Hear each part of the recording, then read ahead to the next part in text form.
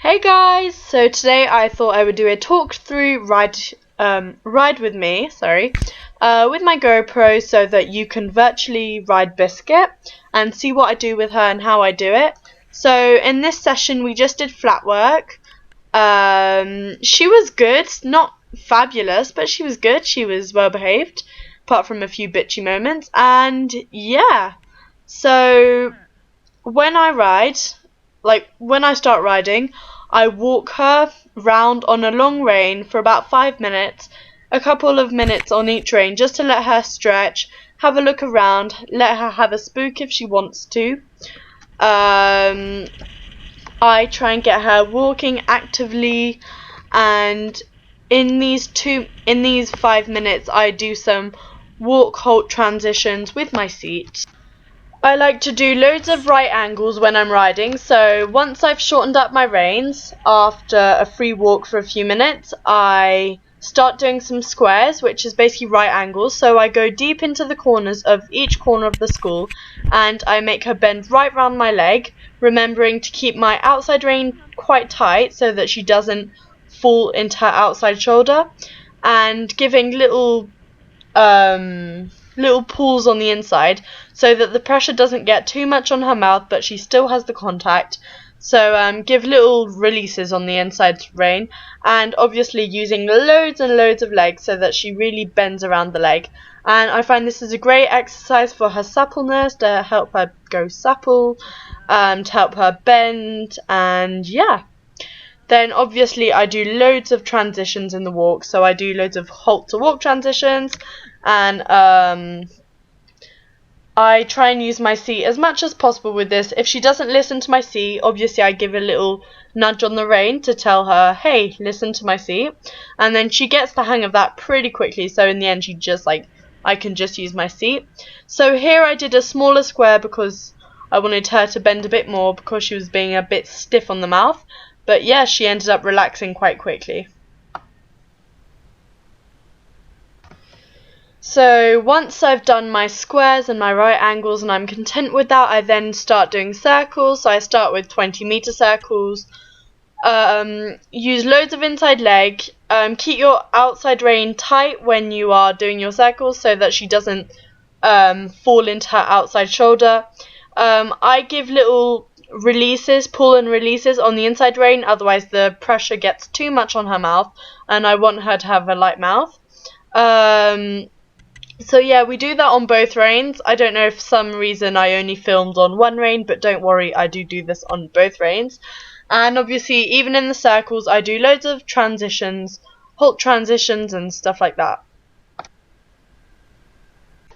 Okay, so now you guys are about to witness Bicky having a bitch fit. So this was just before we were gonna trot, and she didn't, for absolutely no reason, she didn't want to pass here, this side here. I don't know why, something. She is quite a stubborn mare at times, and sometimes she doesn't want to pass something just to prove a point. You just have to have loads of patience because she wasn't scared of it. She was just being a bitch, stubborn. Like, when she's scared of it, you can feel it. She's really tense. So what I do, I keep my leg on her, I give her kicks, give her a couple of big kicks just to keep her going. I keep my reins quite tight. She started doing something with her mouth, so I gave her a tug on the reins. Guys, don't hate me for tugging her on the reins. I know that you shouldn't pull on their mouths or anything, but sometimes just to show that you are the boss, that they are going to do what you want them to do, you have to. So then she went past that, so I just circled her round, made her re-go past it, and yeah. She passed it fine this time, and then I recircled it one last time just to see if she was okay, and she started having a bitch fit again, which you'll see now. I'm telling you this in advance. I'll wait till we get to it.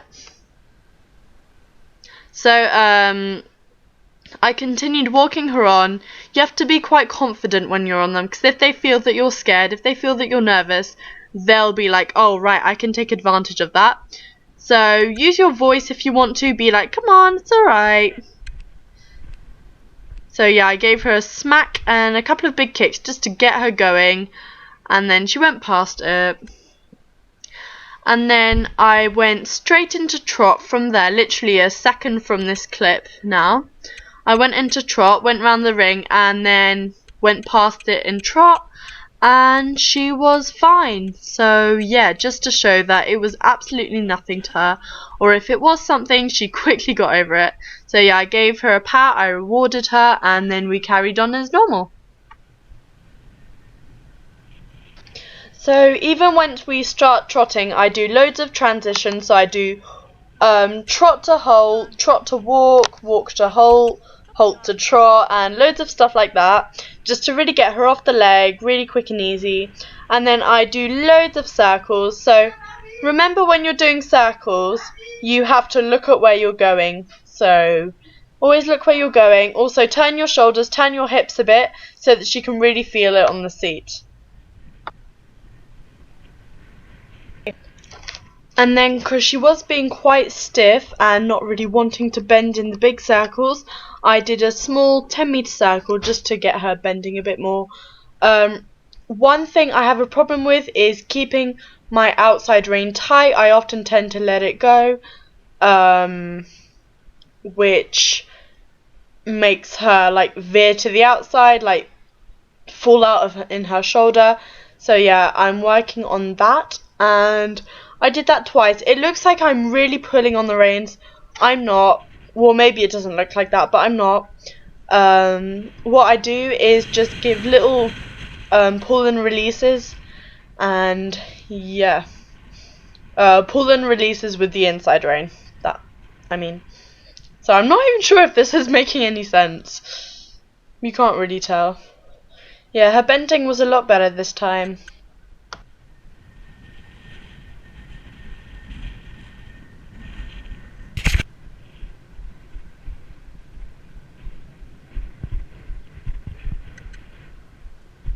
So obviously I do an equal amount of work on both reins, so I change the rein.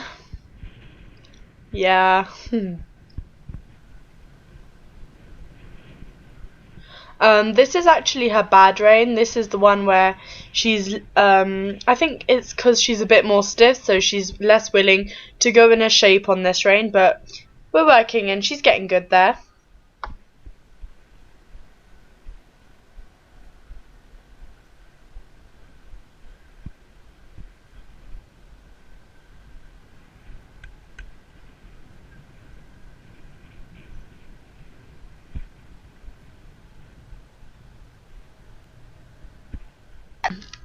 So before I canter, I make sure that she's in a nice active trot, like really working nicely, and I ask for canter just a bit before the corner. She occasionally gives little bucks, and she does go very fast when she canters. And yeah, she comes off the track, which I was really working hard, and obviously this was 3 weeks ago, so it's over now. She's back on the track and all is good. And I've managed to slow her canter down quite nicely, so she's got enough balance to go on the sides, because before she was going quite fast, so she didn't really have the balance to go to the sides. And now this is cantering on the short side too. Obviously you guys all know how to ask for canter. You put your outside leg back, and I use a lot of voice cues. I'm like, canter, like that. That's how I ask her to canter.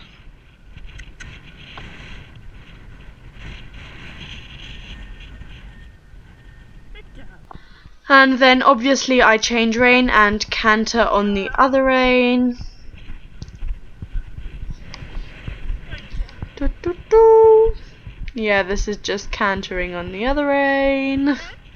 Don't really know what to say. Well, it was on the wrong leg, but it was on the wrong leg.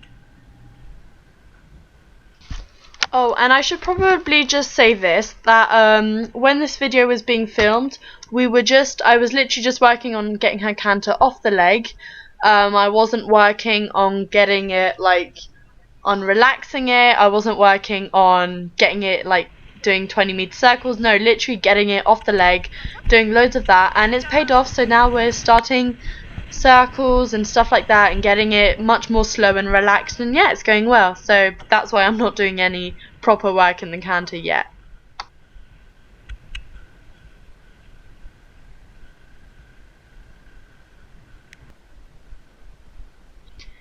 As you can see here, Bicky was starting to go in a shape, put her head down, work with her back, and I was happy with that. And we'd already done quite a bit of work. Well, we'd been riding for about half an hour, so I didn't want to make the ride too long.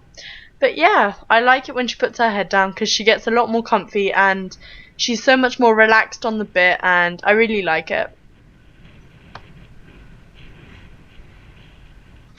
So by now Bicky was working nice and round, as you can see here. Can't really tell from the GoPro, but she was working nice and round. And I like to walk in the middle of the session, A, to give her a breather, but also B, to show her that walking, it's not just for warming up or cooling off, it's also like she needs to work in walk. And yeah. She's in a nice outline, and her canter, I don't know if you saw. Yeah. So yeah, once I finished riding, I mean, I cantered a bit more, I trotted a bit more, and I worked a bit more after that. After the last clip you saw in the school where she was in an outline, she worked in a nice outline for the rest. She cantered in an outline. She was very good. Yeah, then after that, we just went for a bridle. We just went for a walk to cool her off. Down the bridle path with a long rein, I went with Nolan and Arthur, and it's just a nice way to cool off instead of walking round the ring. And yeah, that was the video for today. I hope you enjoyed it. Like I've said, this was 3 weeks ago, so now her canter is on the right leg. It's really great. We've done little uprights and she's been doing absolutely fantastically. So yeah, I will see you in my next video. I hope you enjoyed this, and bye! Do you want me to go in front?